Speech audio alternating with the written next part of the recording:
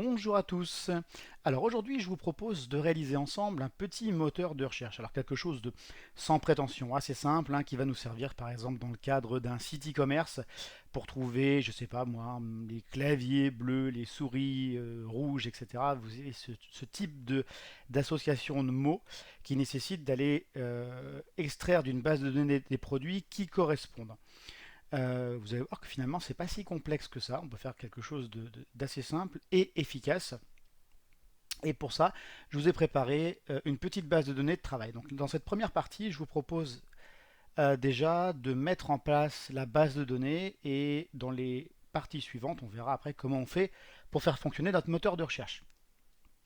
Pour pour ce tuto, je vais utiliser MySQL ou plus précisément MariaDB chez moi, mais les deux fonctionnent de la même manière pour notre besoin. Sachez que ce qui est important de comprendre là-dedans, c'est le principe et non pas forcément le langage qu'on va utiliser. Par la suite, je vais utiliser moi PHP pour des raisons de simplicité.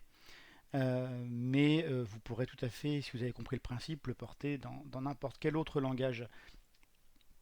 Alors pour commencer, on va créer une base de données et on va les mettre des données dedans. Je vous les ai mis à disposition dans le texte qui est juste en dessous. Donc moi je vais utiliser ce petit outil qui s'appelle Beekeeper Studio. Le voici, qui est un outil gratuit et qui va bien faire le job pour ce qu'on a à faire. Alors on va commencer par créer une base de données. Create database. Alors moi je vais l'appeler recherche tout simplement puisqu'on veut faire un moteur de recherche. Je vais l'exécuter, voilà. À partir de là, je vais pouvoir récupérer ma base de données recherche.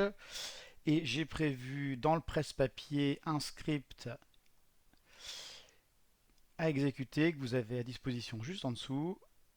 Hop, et voilà, à partir de là, je me retrouve avec une table produit que je vais pouvoir aller consulter. Alors il n'y a pas beaucoup de produits, vous voyez, il y en a 8.